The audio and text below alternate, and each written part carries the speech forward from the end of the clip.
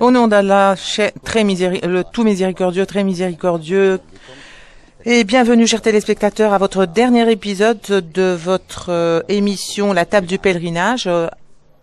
Nous commençons par les titres. Les pèlerins lapident les stèles et 45% des pèlerins sont pressés. L'émir de la Mecque annonce le succès des plans organisationnels et exécutoires du pèlerinage. La tour de contrôle et de supervision est une ruche d'abeilles. Je commence avec vous, chers téléspectateurs, avec la première nouvelle que nous avons.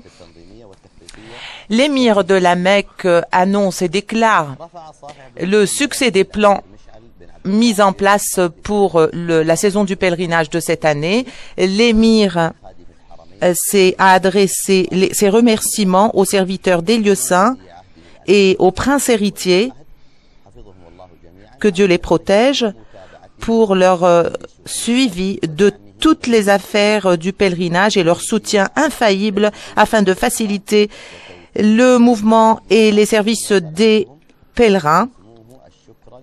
Et Son Altesse a également présenté ses remerciements au ministre de l'Intérieur et au président du Haut Comité du pèlerinage pour son soutien et son support à tous les efforts déployés de la part de toutes les instances gouvernementales pour la saison du pèlerinage. Le prince a annoncé que la saison du pèlerinage a été couronnée de succès cette année grâce au plan minutieux mis en place avec la participation de toutes les instances. Sur cette question, nous avons le secrétaire général du comité du pèlerinage, Dr Salah. Bonjour. Que la paix soit sur toi, bonjour. Nous vous félicitons pour le succès des plans du pèlerinage cette année. Merci et nous félicitons les musulmans, le monde musulman à l'occasion de la fête du sacrifice. Et bien sûr, nous remercions également le gouvernement des lieux saints pour son soutien et son support pour réaliser la réussite de la saison du pèlerinage 1435.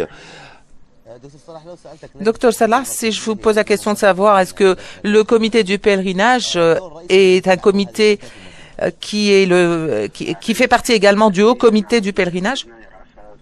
Donc, ce comité qui est présidé par Son Altesse Royale, l'émir Mash'al, l'émir de Mecca, et plusieurs parties concernées participent dans ce comité afin d'offrir et de venir en aide de tous les pèlerins depuis leur accès, depuis leur entrée sur les lieux saints jusqu'à leur sortie. Toutes les parties concernées débattent l'organisation, débattent les plans d'organisation et d'exécution aussi d'exécution du travail, et que ce soit partout sur les lieux saints, que ce soit à Mina, et elle coordonne tous ses efforts et examine ses plans afin de soulever tous les obstacles qui peuvent entraver le bon déroulement du pèlerinage. Docteur Salah, dans chaque saison de pèlerinage, nous parlons des marchands ambulants et des personnes qui dorment à même le sol. C'est un véritable problème.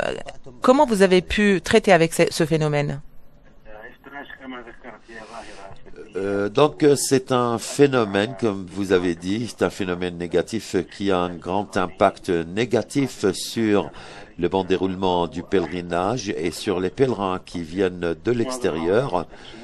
La plupart des ambulants, des marchands ambulants qui sont des pèlerins qui n'ont pas obtenu des autorisations pour entrer et effectuer le pèlerinage et qui sont en train d'étaler leurs produits sur les trottoirs. Et par le biais de toutes ces instructions et toutes ces annonces, il y a tous les citoyens qui essayent, bien sûr, il y a le gouvernement qui essaye de les sensibiliser afin qu'ils évite ce genre de phénomène, et surtout quant aux pèlerins qui obtiennent sans autorisation sur les lieux saints. Et il y avait ce contrôle afin d'inspection de pèlerins et de se rassurer de ce gens qui viennent. Et ceux qui obtiennent les autorisations, ils peuvent venir et étaler leurs produits, ou s'ils ont des autorisations pour la vente de leurs produits, effectuer en même temps leur pèlerinage. Docteur Salah, très souvent, les campagnes de pèlerinage présentent un travail dont les résultats se reflètent par la suite. Donc le pèlerinage, pas de pèlerinage sans autorisation, c'est sûr que c'est une campagne qui a été couronnée de succès. Comment vous avez vu les résultats de cette campagne pour entraver le travail aussi des mendiants En général, cette année, le gouvernement poursuit son travail pour faire face à tout ce genre de pèlerins qui entrent sans autorisation, afin de soulever et d'augmenter et d'améliorer plutôt le déroulement du pèlerinage. Le pèlerinage, vous savez, il y a certains pèlerins qui ont effectué le pèlerinage plusieurs fois sans autorisation, et les résultats cette année étaient rassurants. Je parle ici de ceux qui viennent pour y passer la nuit et qui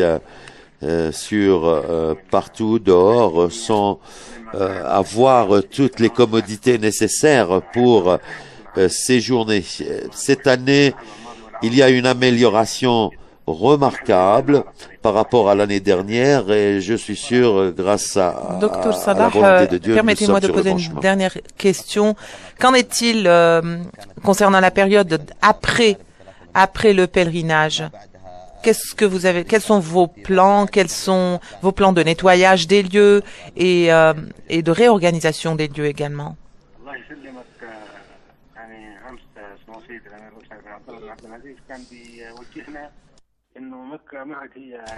Donc, selon les instructions des responsables saoudiens, il nous a dit que la Mecque, qui témoigne de plusieurs saisons de pèlerinage, et nous savons très bien qu'il y a la saison du mois de jeûne, la saison de Umrah, la saison du pèlerinage. C'est une saison qui est continuelle. Donc, nous n'avons pas assez de temps pour aller se reposer. Nous avons toujours un grand travail.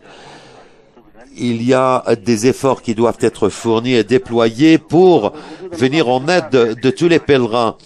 Et la municipalité de la capitale qui continue pour sa part de déployer tous ces efforts afin d'organiser cette saison, car les pèlerins, nous les accueillons. Peut-être la dernière délégation des pèlerins ne quittera le royaume qu'en milieu du prochain mois ou du mois de Muharram. Donc nous devons revoir tout ce qui s'est passé auparavant afin de voir où il y a ces lacunes, ou pour essayer d'apprendre cela pour les années à venir, afin de prendre en considération tous les points négatifs et de réaliser ce qui est de mieux pour l'année prochaine. Docteur Salah, nous sommes très honorés de vous avoir, secrétaire du comité central du pèlerinage. Merci infiniment de votre participation à l'émission. Chers téléspectateurs, la chaîne d'Iqra continue à vous transmettre en direct des images du lieu saint qui regorge de pèlerins effectuant la circumambulation de l'adieu avant de se rendre à Médine, et Iqra va les suivre où qu'ils soient, et pendant leur déplacement vers Mina, nous allons passer à une courte pause. Bienvenue de nouveau, chers téléspectateurs, dans ce qui reste de cette partie sur la table du pèlerinage. Tout ce qui nous intéresse et ce qui intéresse les visiteurs des lieux saints, c'est la météo, les prévisions météorologiques. Nous sommes en compagnie de Hussein El Gahtani de la météorologie. Que la paix soit sur vous, bienvenue. Si vous nous rassurez de la prévision météorologique et ceux qui veulent passer la nuit, séjourner pour le 3e jour. Le temps, comme je vous l'ai dit tout à l'heure, les températures sont relativement hausses. Le temps fait chaud. Il fait un peu chaud avec 35 degrés et 25 degrés la nuit. Il y a une accumulation de nuages pendant la journée et les averses ont été réduites par rapport aux jours précédents.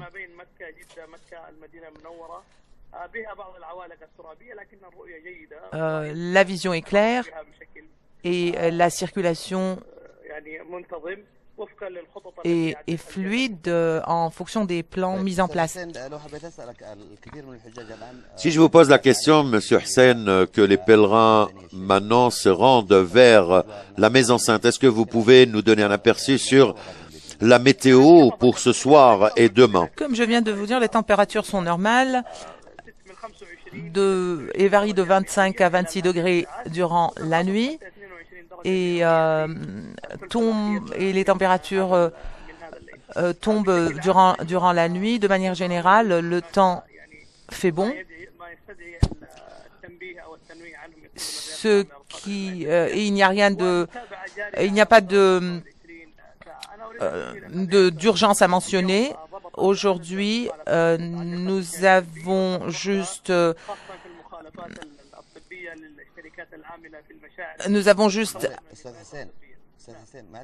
Monsieur Hussein, est-ce que vous pouvez nous en parler de ces entraves? C'est de se débarrasser des déchets médicaux et nous avons attrapé des personnes en état d'infraction et nous allons déclarer ces infractions par le biais des compagnies qui les ont recensées. Vous voulez dire que vous êtes en train d'assurer 2 lignes?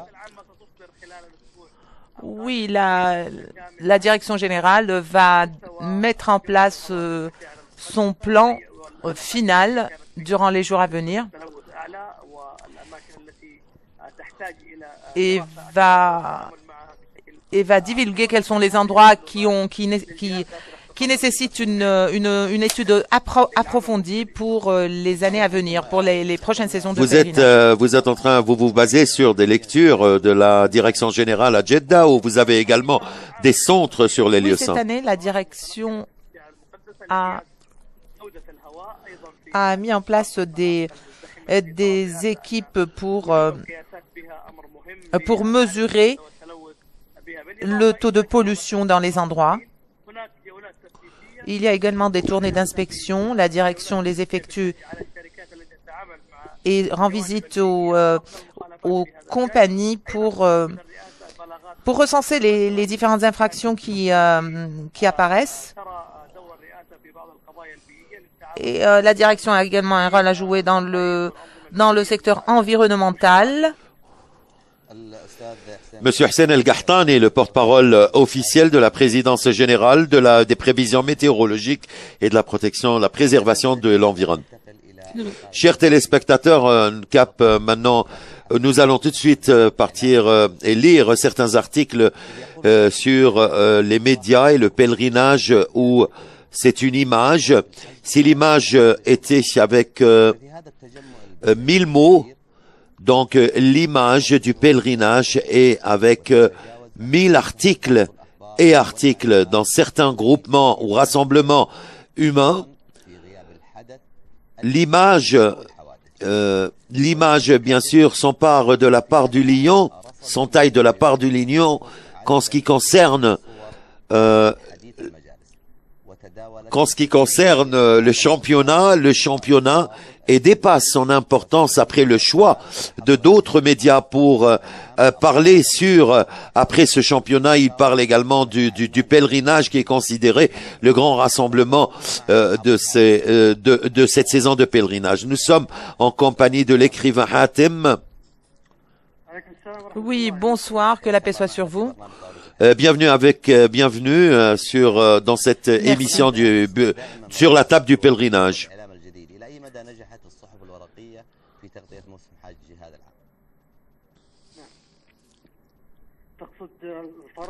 Vous voulez dire la différence entre les deux? Non, j'aimerais voir cette différence, la réussite de cette couverture en ce qui concerne les médias électroniques et ensuite nous parlons de la presse écrite. Tout d'abord, je pense que la saison du pèlerinage est l'occasion pour les journalistes, et ce n'est pas uniquement un travail de presse, mais plutôt un travail national également. Et donc la presse écrite est présente de manière très répandue parce qu'elle compte, le travail du journaliste compte sur la photographie et l'image vive. Et des milliers de journalistes affluent sur les lieux du pèlerinage pour capter des photos uniques et spéciales. Mais je pense que la presse électronique n'est pas aussi répandue, étant donné que la presse écrite est la presse des institutions et elle revêt une importance beaucoup plus grande que la presse électronique. Et donc, ça nécessite également un travail de terrain. Bien, donc, Monsieur Hassan, si je vous pose la question en ce qui concerne les réseaux sociaux et les certaines clics sur Twitter, comment décrivez-vous cette année ces participations? Twitter est présent à l'échelle nationale et partout. Et je pense que c'est la voie la plus proche à l'événement.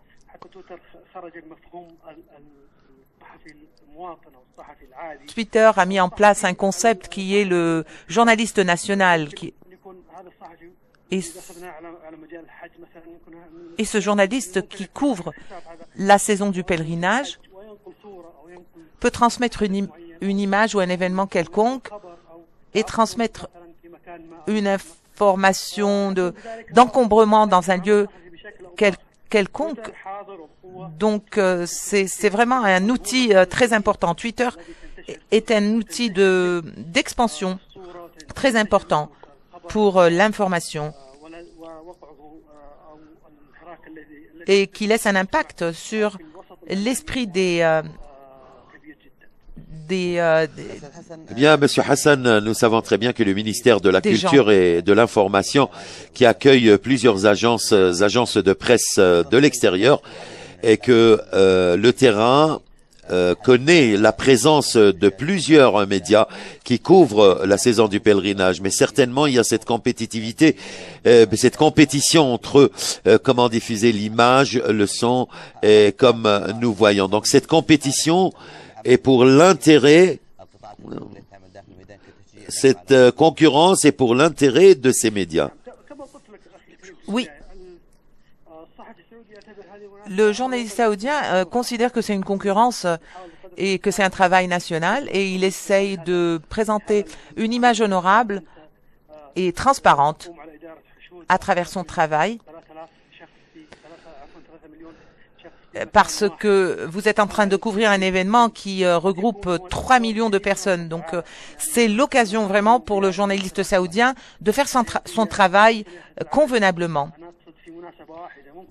Et ce n'est pas une foule qui peut se rassembler dans n'importe quel autre événement. Vous avez des matchs de football, par exemple, vous pouvez avoir une foule énorme, mais qui n'atteint pas ce chiffre. Donc, 3 millions de personnes dans un seul endroit est vraiment un chiffre très important. Et donc, le travail du journaliste saoudien revêt une importance cruciale lors de la saison du pèlerinage et lui permet de transmettre l'image honorable.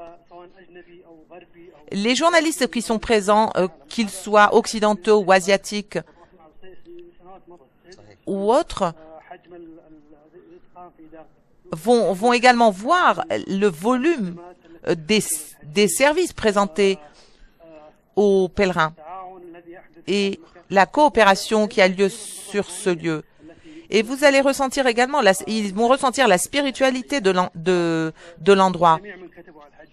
Donc tous ceux qui ont écrit des articles sur le pèlerinage ont eu des articles positifs et ont transmis la véritable image de ce qu'ils ont vu sur les lieux. C'était l'écrivain avec nous.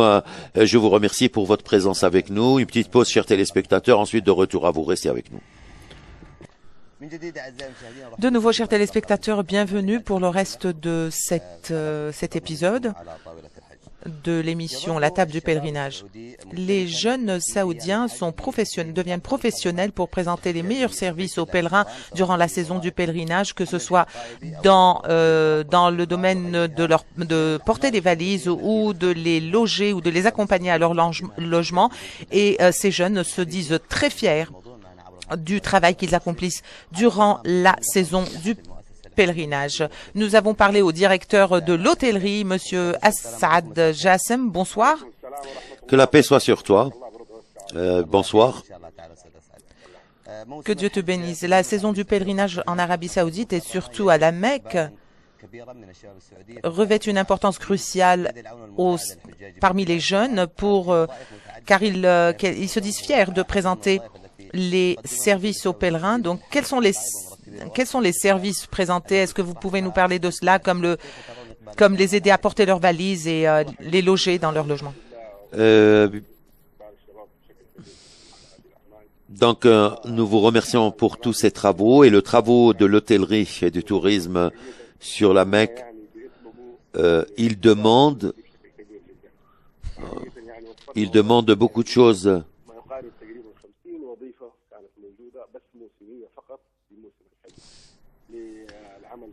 Pour travailler dans les hôtels.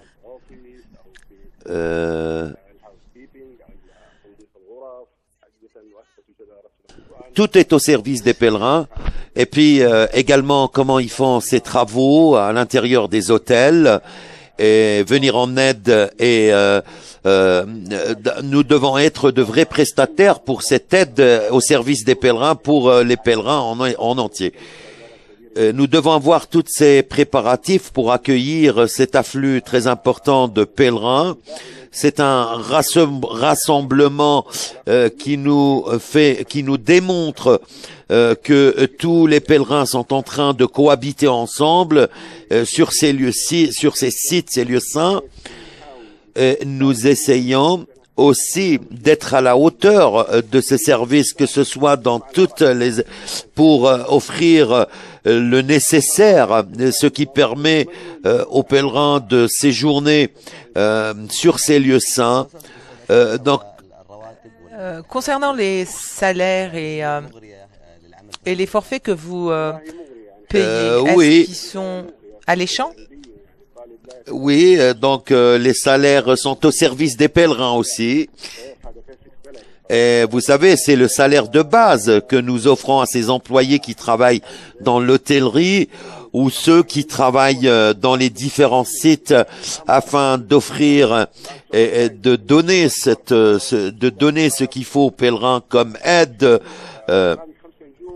Dans les hôtels 5 étoiles,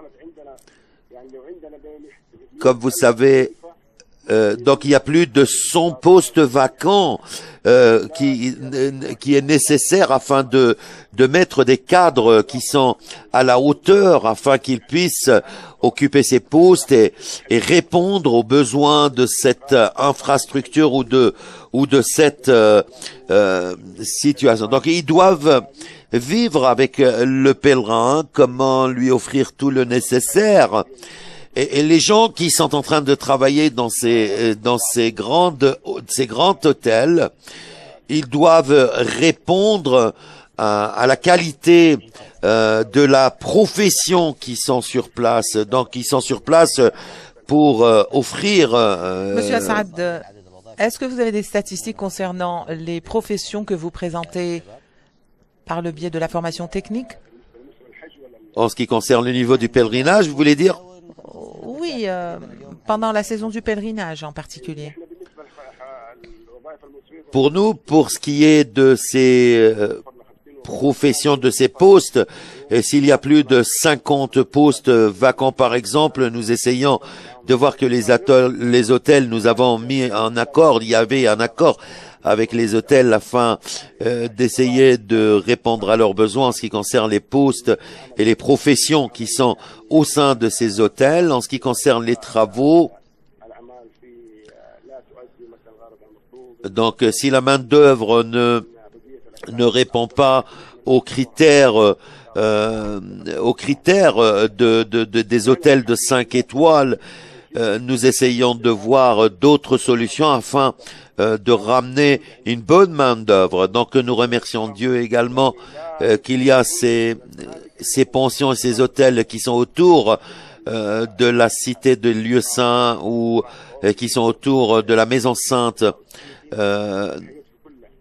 En réalité, il y a tous les départements nécessaires qui se trouvent au sein de cet hôtel. Et il y a même celui qui est le porteur de ces bagages.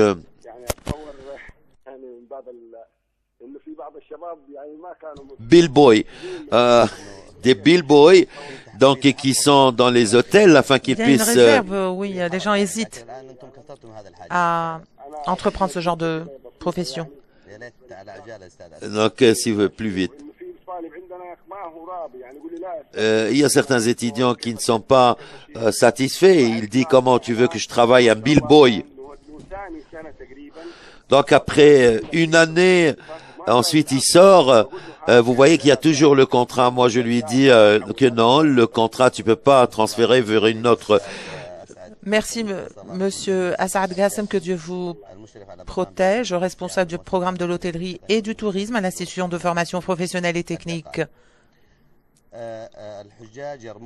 Les pèlerins lapident les 3 stèles sans incident, 50% pressent le pas.